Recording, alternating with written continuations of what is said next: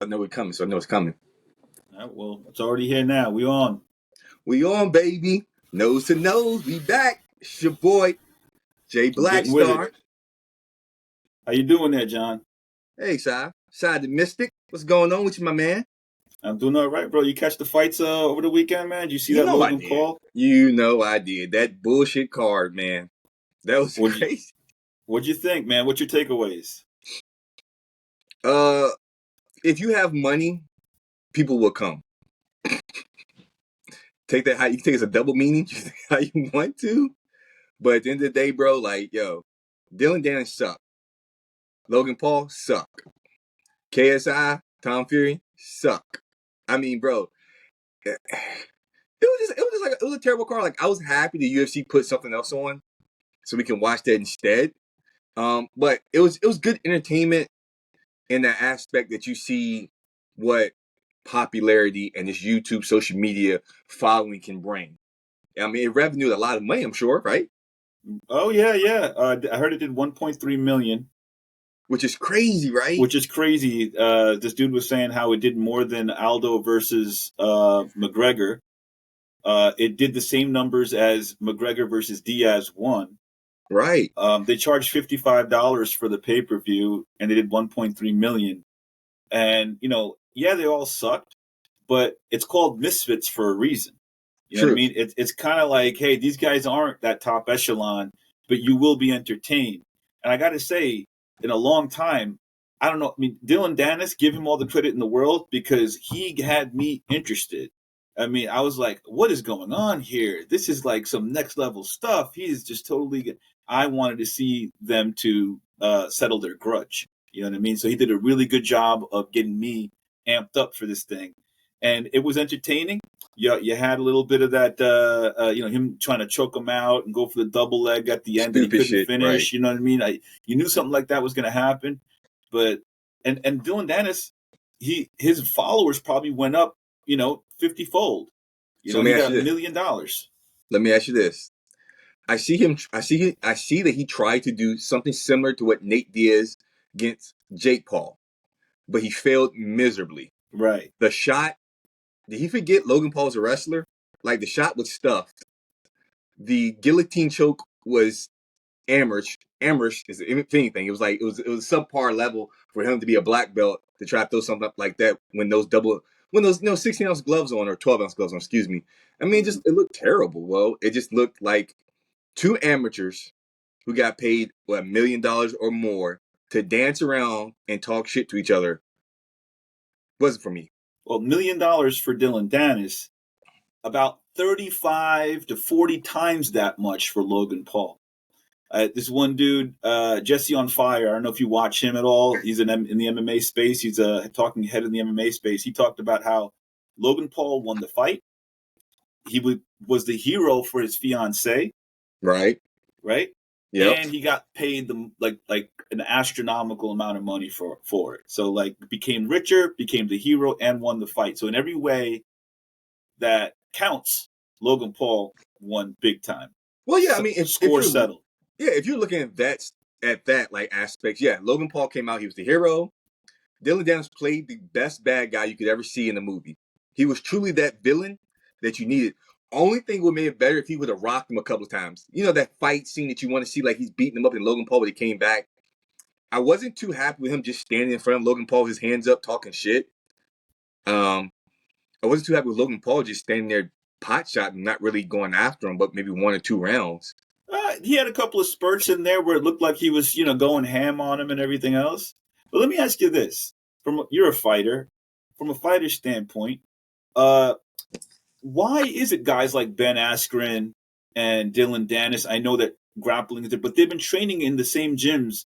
I'm sure they've gotten in there and thrown some hands with somebody, maybe even for like a year or two. How come they have like they never put on gloves before is what it looks like when they get in there? Why is it such a huge contrast for these grapplers to kind of get in there? And I want to ask James this question: if he's struggled, if grappling is your bread and butter, how hard is it to incorporate the striking? And so I'm gonna throw out there, he's already letting the cat out the bag. We have a Virginia talent coming on the show later on today, James Hurricane Huffman. He's the 135 title holder right now. He's fighting at Titan later this weekend, and we're going to talk about him in a few later on this segment. But you're right. Dude, the honest is that boxers box, and MMA fighters and grapplers do just that. You don't just sit there and practice hours and hours on stand-up. No, you might do an hour stand-up, an hour on the ground, and 30 minutes cardio. Where boxers are doing 2 hours of stand-up, 30 minutes of cardio. You know what I'm saying? It's a difference. That comfortable level that you have to have when you're in there, letting those hands go, coming up and down, receiving those punches, slipping and sliding. If you're not comfortable, you're not going to do it. And then you got to think about the embarrassment factor. Dylan Danis just wanted to survive. That was it. His whole thing was, I just want to survive so you can say, this big dude couldn't knock me out. Logan Paul literally had probably about 20, maybe 30 pounds on him, pure steroid muscle. I'm going to go ahead and say it. He's on the juice, man. Yeah. He's a pro wrestler. What do you expect? Exactly. And he played like a pro wrestler. Right. So, you know, that's kind of how I felt when I saw that fight. Like, I knew it was going to go that way. I mean, Dylan Danis did train with some nice, elite, high-level strikers. Alexander Pereira. Right?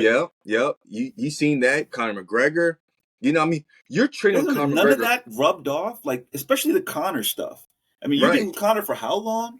Like, you know what I mean? You've been sort of jet-setting around with him, in the training room with him. How many days has he spent, like, striking and training with McGregor? Or has there been no striking with McGregor? It's only been the jiu-jitsu. No, he's probably struck McGregor, but also think this way. McGregor was grappling with Dylan Danis for the Khabib fight, but he looked very amateurish. He looked very, lackadaisy, if anything, more like a kid down there on the ground when he was with Khabib. Yeah, listen, man, I believe that the third time that you attempt to say the word amateurish, you'll get it, brother. I believe so, too. I believe that, too. The next one's going to come out, brother. It's going to get it. It's going to get it. You got to go with the amateur, lackadaisy. Lackadaisical. I'm going to get it. Right. Hey, he said, you about to be a rich man. I hope you bet your money on that shit, Ray. What was that from? That was from Harlem Nights. Harlem Nights, right. Harlem Nights. Next week. Ready? Yeah. Yeah, that is funny. It's funny. Because right, I cannot say amateurs. I can't say it. Can't get out. Not part of my God bless you for trying, man. I know what you're trying to say. I know you know what I'm trying to say. You sure try, bro. That's inspiring, man. Yep. On live in front of everybody, I'm still gonna make a fool of myself because I'm gonna try to say this word that I can't say. Right. But I'm gonna add it. It's gonna get there eventually. Let's see. But other than that, yeah, man, it was a good fight. It was a good fight, man. But the KSI Tom Fury, that was a robbery. Robbery's a harsh word. A draw probably would have been, you know what I mean, all right. Like it was. I think you say a draw only because it was such a bad fight that you just exactly. Man, just give it a draw because KSI came out like Michael Venom, throwing like karate type one-shot punches. Yeah, he was doing jumping jacks in the corner sideways. Yeah, that's what it looked like. And he's just like a brawler, you know what I mean? And he might have some pop, but and Tom Fury just got to get up. His best thing is his name. That's it. He's not a boxer. He's not his brother. Right. He's not his dad. He better stick to YouTube fighters. Do they have different moms or something? I'm sure they do, bro. Right, I'm 100% sure. Right. I mean, look at them two, bro. Like one looks like a motherfucking model, and the other like, you know what I'm saying? The dude from Goonies. Right. He looked like Shrek. One looks like Shrek. The other one looks like Lord Farquaad. You know what I mean? It's crazy. That's just how it is, man. It's like, I don't know, but yeah. Overall, though, it was entertaining. I mean, are you not entertained? I was entertained, except for that last fight, the KSI fight. I was, like I said, I was hard to watch. I was not entertained. I would not lie to you. I was not. I jumped back and forth to UFC, because that's where my bets were at. Right. And I did not do good on my bets, man, on that one. Man, that sucks. We got to talk about that, man. We got to talk about emotional betting, man. Like, you should. Well, look, Adrian Yanez was my dude, man. Like, Right. he was on a 5-fight winning streak with some heavy hands and knockouts. I did not know this dude was coming in throwing young Aldo type kicks. Right. I mean, he decapitated that dude's leg. Like, I thought the dude lost his leg somewhere in the audience. He kneecapitated him. Because those kicks are some of the most heavy. It sounded like baseball bats hitting his leg when he was throwing these shits. No, you said it best. It was like the young Aldo stuff, and I was like, "Who is this guy?" Right, You know I know what I mean? nothing about him, but he's on a 6-fight win streak as well. Right. And so that was kind of crazy. And see, I'm not even saying his name because I don't even know the dude's name. Right, I don't know it either. Unfortunately, Right. We got to get better at this. Right. Yeah. There's a lot of fighters, man. There's a lot of fighters like Yanez. I mean, these guys. How I remember a fighter's name is when he makes an impact on. You know what I mean? When I see something like it, Yanez, like you said, seemed like a young Masvidal. He had that Masvidal Diaz sort of like vibe about him. Like he could be a future BMFer. You know, Martinez, Jonathan Martinez was his name. Right, Jonathan Martinez. Jonathan Martinez tenderized that boy's legs like it was no tomorrow. He was tenderizing that meat. I'm gonna call him J-Mar. J-Mar. J-Mar. Because he was busting that ass. I'm telling you, he was kicking the shit out of those legs. Yeah. And then I'm really not big on those co-main events. I don't know what it is about women fighting. Sometimes it's like it's cool, certain fighters, but sometimes it's like, not really a thing for me. Well, nothing against women. No, see, it was Jennifer Maya versus some other guy. That wasn't a co-main, man. That was a co-main. Yeah, I thought Yanez was the co-main. Barboza was the main. That's how unmemorable that match was between those two girls at 135. Oh, okay. Shit, might have been 125. I stand corrected then. Yeah. That was kind of ho-hum. And I tell you what about the Barboza fight. I stopped watching the Barboza fight after the second round. I thought it was the first round. I forgot what I was like. Barboza's gonna get wrecked. I thought he was, that it was just gonna be and then to find out the next day, another classic Barboza fight, and he wins. So if you did not watch it, if you stopped after the first or second round, it would have been a terrible thing. We got our special guest here. Look, he just sliding in on this. James the Hurricane Huffman, baby. What's up, man? Yeah. Boys. How you doing, brother? Welcome to the Nose to Nose podcast. Thank you. Honestly, really tired. Just got done doing what we call fight gone bad for our gym. It's an exhausting workout, especially when you're doing a week prepared for a fight, much less a title defense. So, how much weight you cutting? Well, this week I was 150 before I went in, so not terrible, but I've been close to 160 throughout the entire camp. So not exactly small for 35. 135? Yeah. You started at 160 and you're going down to 135, and you have how many days left to make this weight? I weigh in Friday, so a few more days. Ooh, what is the psychological game here that you're playing with yourself to try to cut down to get to this weight that you feel like can make you at an advantage? Is that why you're doing it? That's the main reason that I do it, yes. I was actually a little smaller in the last fight camp. So, this one was a little harder than the last time. I don't know if maybe could have put a little more mass on this time.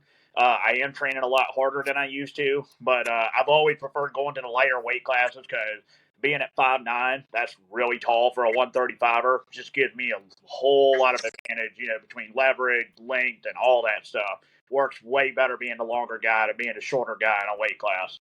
Yeah, and you look more bulky than what I've seen. We have history together, so I'm looking at you like, man, James and Phil, you look filled out, man. You look like you put some muscle on, especially in the shoulders. So, man, I'm proud of you, bro. What's your record right now? Record is 5-7-1. Of course, my history. I went and fought guys that were way above where I should have been fighting when I first started out. That was before Lee Schwecker found me, who currently runs the gym that I train out of, Mastering MMA, which is a MMA Institute affiliate. Ever since I joined him, things have been a lot better. I'm looking way better in my fights. Even my losses don't really look that bad outside of one, which was kind of a controversial stoppage. But ever since I came back in 2021 from a knee injury that I had in 2020, I haven't lost a fight. Like, I went to a split draw in 2021, and then I was out for a little while before I fought for the title at Titans of the Cage and won the title there, which I'll be defending this weekend. Go ahead and plug that in, man. Go and let them know where that's at. Titan, what is it? Titans of the Cage. 30, 34? Yeah, 34. This will be their 34th show. Where's it at? Whitfield, Virginia. So it's like over in Pulaski County, if anybody that's watching is familiar with that area. Yeah, just want to plug it in there so we all know Titan 34, you know, where you're going to be at, things like that. You're the co-main or main event? I'm co-main. Okay. So, man, just James, what got you into this, man? You said a guy who, nice guy. Why would you want to mess that face up and get beat up, man? Well, believe it or not, I grew up with a rough childhood. I've been fighting pretty much my entire life. And, I've just always had that dog in me. And, I never really knew what I wanted to do when I was younger. I knew I wanted to do some kind of combat sport, but, boxing alone wasn't enough for me, and neither was wrestling. I just ended up watching. I know it couldn't have been live when I saw it because this was years after the fight took place. But when I saw the fight between Forrest Griffin and Stephen Bonner, like, I was immediately hooked, and I knew what I wanted to do ever since. Yo, yeah, that was a good fight. I think that was a lot of people, got a lot of fans off that fight. A lot of UFC fighters, really, point at that fight as the one that brought them in to want to fight, to see that type of grit between those two men. And you said you was a fighter growing up, man. Your upbringing. Where are you from? Well, I was born in Waynesboro, Virginia, but I actually bounced around quite a bit as a kid. Like, I never really stayed put for very long. Like, I'm not going to get too into my childhood, but long story short, it wasn't the best one, so to speak, hence the bouncing around a lot. So I never really, quote unquote, grew up in a particular area, which is probably why my accent's so messed up. But most of my years, I would say, was in Stanton, Virginia, which now I'm living in Harrisonburg, Virginia, to be closer to my gym, and hopefully, eventually, be doing that full time. Once we start making enough money at the gym to sustain ourselves doing that. And what's the dream, James? You trying to make it to the big show? Yes. Obviously, me being at a lighter weight class, speed really matters. So I know realistically, I don't have a whole lot of years left in this, because it's different when you fight at a heavier weight class, like 85 and up. Like, power, speed matters less than power does. Whereas, 35, you need that speed. So I'm 32 now, but I would like to, at some point, before I'm done, fighting either PFL or the UFC or any places like that. Which, win or lose, I will be going pro after this if I do continue, which more than likely will. Depends on injuries and stuff like that. You're planning on going pro after this next title defense?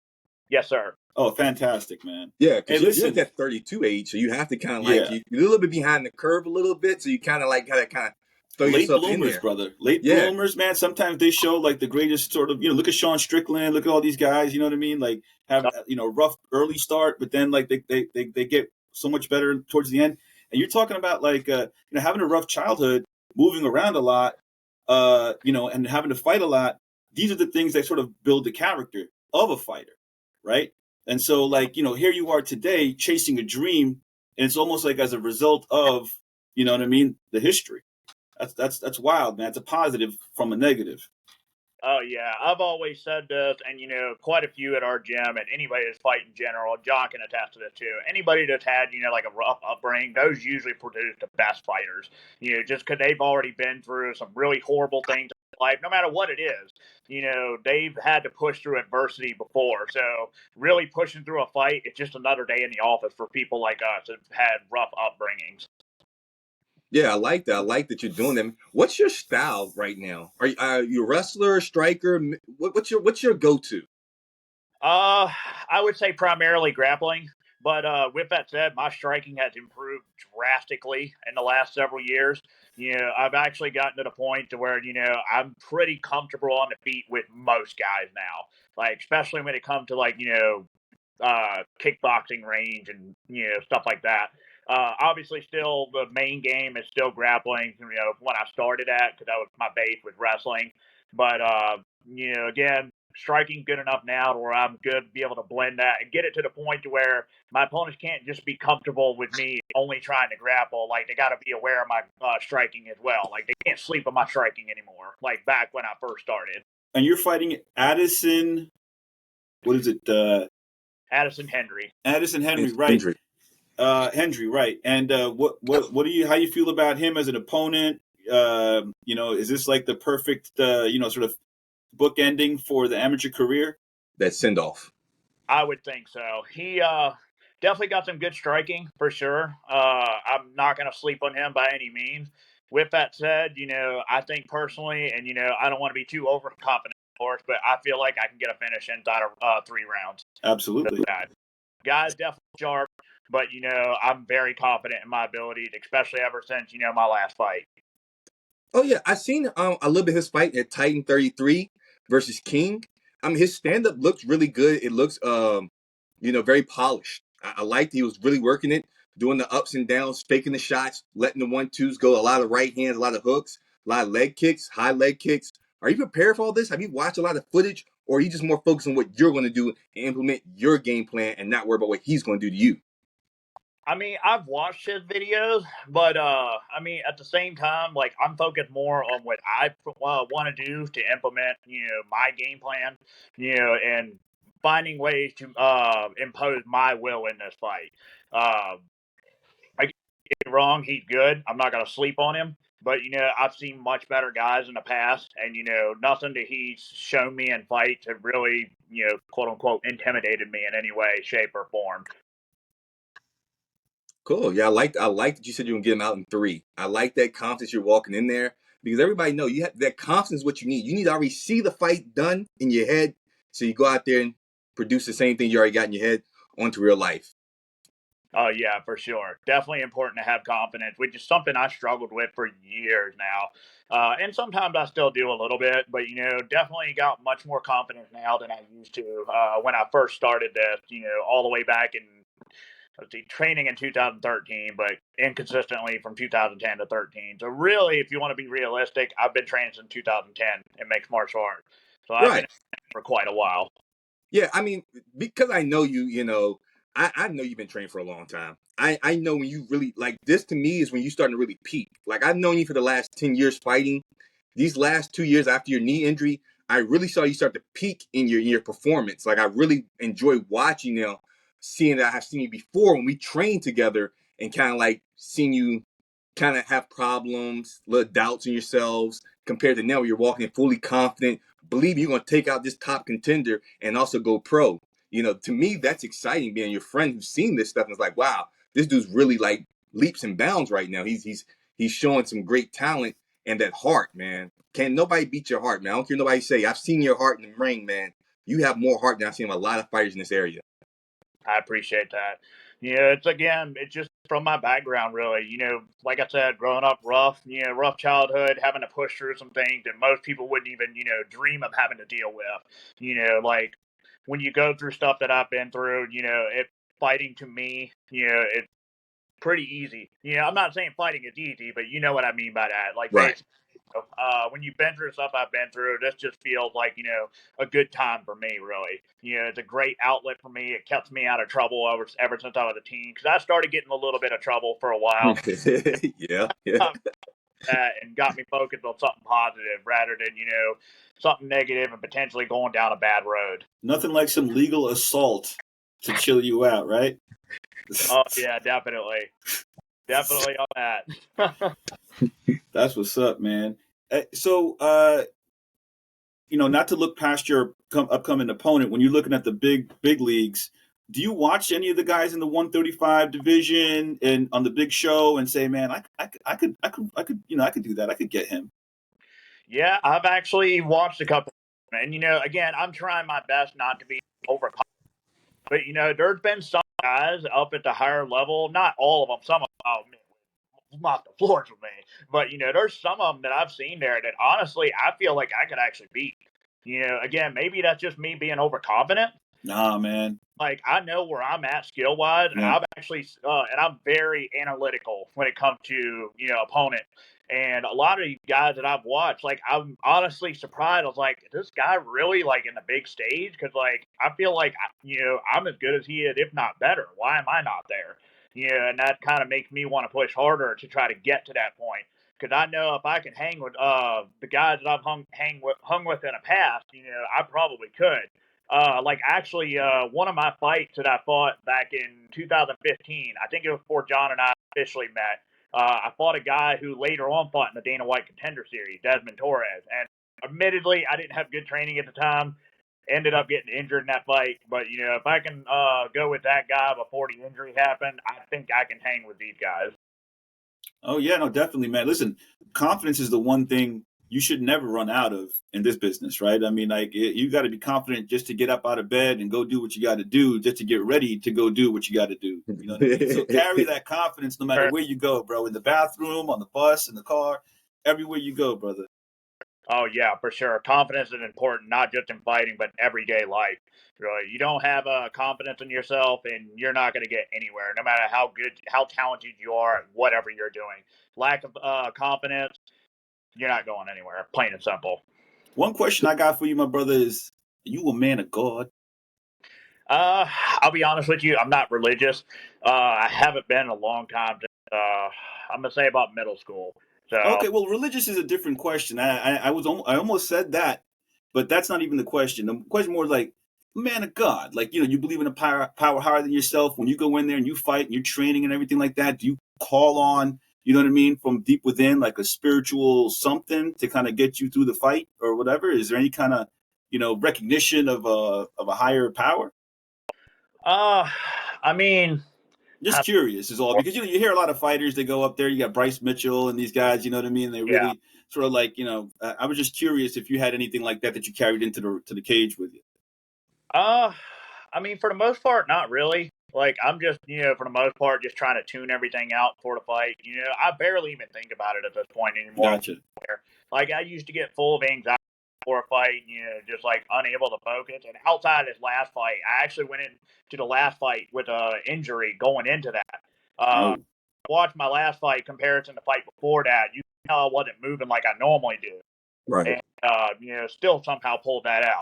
But Yeah, I was surprised. I was like, yes. I was cheering you on for that one, buddy. yeah, that was the only one. Outside of that one, I usually am pretty calm going into there. Like, I might listen to a couple tunes here and there, but like nothing too ritualistic, so to speak. what's your walkout music? Yes. I'm about to say, what's your walkout music, man? Now for the past two fight, and probably from here on out, is "The Mountain" by 3 Days Grace. And the reason that I picked that song is because it resonates with my life. All the way up from childhood up to now. Basically, the story behind it is, and like the video that was made on it actually showed a bunch of MMA clips in it, so it makes me relate to it even more. But anyways, like the lyrics is basically like, no matter how bad life gets, how dark of a place you're in, just keep climbing. If you fall down a little bit, keep going up until you reach the top. Yeah, that's motivational, period, man. Mm-hmm. That's motivating me just to hear it. Real quick, I'm going to touch on this new school, this new coach, this new surrounding area. When I look online, I see you're like one of the captains in there because you've been through the MMA Institute for a long time in Harrisonburg until now, through COVID, through everything. You've been stuck in there working diligently on your craft. And I've noticed that just being friends. So my question for you is, how are you motivating your fellow fighters, the up and comers, being that you're now the big dog in your gym? The best thing I try to do is just try to lead by example. When I train, I'm doing 110% every single time, whether it's, sparring, whether it's, fitness classes or whatever. And, whenever it comes to like them kind of feeling like they don't know what to do in situations, I was like, hey, you want to get here, this is the kind of work you need to put in. You want to be a champion someday, you got to have that championship mindset long before you get the title. And not just, like amateurs, but pros as well. Thing about being a leader, and it's still weird for me to this day because I don't feel that way, but I mean, a lot of people consider me that. Is, since I'm not really the best when it comes to words, I try to go by example. and that seems to work for the most part. A lot of the guys seem to have been following that, and a lot of them have been successful. Especially from our debuters, they've been looking great for the last couple years, and I'm looking forward to seeing what they do in the future as well. It's good. Outstanding. Hey, real quick, man. When you're done with your weight cut, man, what's the favorite food that you like to fill up on after you've you know what I mean, like had to starve yourself for a little bit? Well, favorite can't really have after weigh-ins.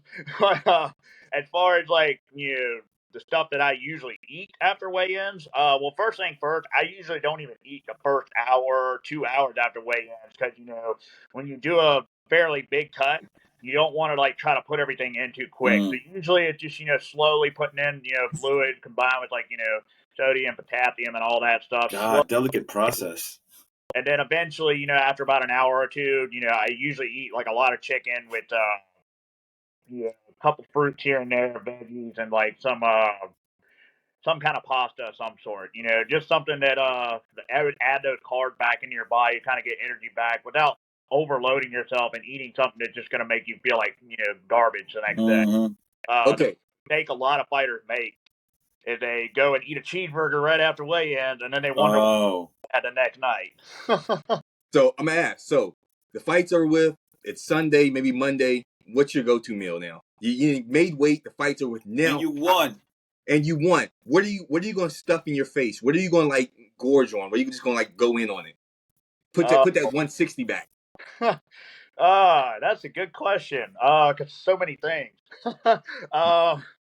Pretty much anything that does not involve dieting. I guess you could say like pasta, like not like healthy pasta either, admittedly. I'm a little bit of a fat kid outside of camps. The only reason I don't go too high in weight because I'm still training during that time. But I like finding a nice Italian restaurant and getting like local pizza from somewhere or something like that. Like I love my pizza. Just maybe it just sounds like a typical thing, but that's all I absolutely love. I'm going to plug in. I like Ciro's Pizza. It's one of the best ones in this area for me. I like it. I enjoy it. That's a draft Greensboro food. Yeah, I might actually. That's not a bad idea. Maybe I'll end up hitting them up. Yeah. So, man, you got 5 minutes. Give it your all, man. Plug your fight. Tell us what you feel like you want to tell us. Anything else you want to drop off before we head out, man? Yeah, anything you want to promote. Man. Anything you want to promote, the gym, you guys need people coming down, whatever it is, man, just let us know. This is your time. Appreciate it, guys. So first off, I do want to shout out, my gym, Mastering MMA. They have stuck by me through thick and thin, through the really bad knee injury that I had in 2020. Like that was a really dark time for me. I was told that I would never fight again. And and shout out to Lee Flecker especially because he really kept me from dropping too deep into that dark hole and just kept me out of it and eventually brought me back up to where I am now. So I owe a lot of credit to them. Also, I am currently looking for sponsors. So if anybody's interested, hit me up because once I go pro, I need to get some extra revenue because those of you that don't know, couple pro fights don't usually make a whole lot of money on the first couple of paychecks. So sponsors definitely help. I'm pretty good at advertising if I do say so myself. So if you need a good advertiser for your business, then hit me up. I think that's it as of right now. I'm drawing a bit of a blank, but I've also had a long day. All good. Hey, just if you can, just send Stu any like your social media stuff or anything else that we might need, so that when we do, edit and produce the video, we'll have all that stuff like showing up and things like that. Website I have a couple pictures. All right, he sent me color pictures and everything, right. So we're gonna post the pictures, put the championship belt up there on his shoulder. Really show that class that he is because he's a classy guy there. And like I said, man, we really appreciate your time. Titan 34 co-main event. James Hurricane Huffman is going to come out there. He says he's going to finish in 3rd round. So I will be looking and waiting for that 3rd round finish. I hope it's a knockout. We can do a chokeout, whatever you feel special that you want to do. Throw your own recipe up in there and put him out there, man. I'm excited to hear that W, that win you're going to bring home to us, Berg folks. And we got to get a prediction from you on the big fight on the 21st, man. Islam versus Volk, man. You got a prediction for that one? Oh. If it was a full camp, I would honestly say maybe Volk. If it was a full camp. But, you know, being at a short notice and he just came back from a surgery, like, I'd like to see Volk win. But if you want me to be honest with you, I feel like Islam got this fight. You know, just being completely honest, like, I don't know if Volk's quite ready to be coming back yet. Because originally he was talking about coming back in January. Yeah. So to be back this soon, I don't know. Like, we'll see. But I'm expecting Islam. But that's also who I picked the last fight. So I could be wrong. All right, brother. Well, again, thanks for joining us on the Nose to Nose podcast, giving us your time, brother. And we look forward to your fight, and you look forward to us putting this video out, man, so we can share it to everybody and they know what's going on. Yes, sir. Thanks for having me. James. Hurricane James Huffman, everybody. All right. Man, that was great, man. That was great to hear from that guy, man. I used to train him a lot. Nice guy. Yeah, I used to train him a lot.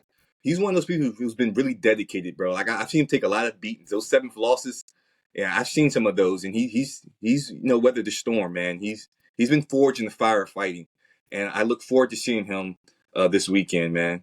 He's on the upswing, brother. He's on the upswing. This is his Jordan year. Yeah, but hey, bro, like always, I enjoy your time, man.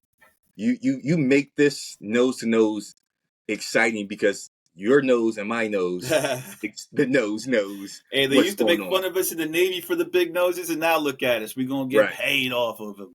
Right. So that being said, man, once again, I'm John Blackstar. Just love, just light, and I want you to love your life and enjoy everything you got.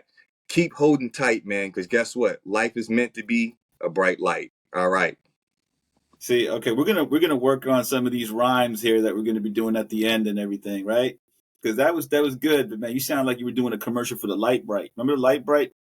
Man, if you don't leave my shit alone, I'm just trying to go out with something memorable every time. All right, hold up. Call me Jesse Jackson. Nose to nose, baby. We out. And that's the nose.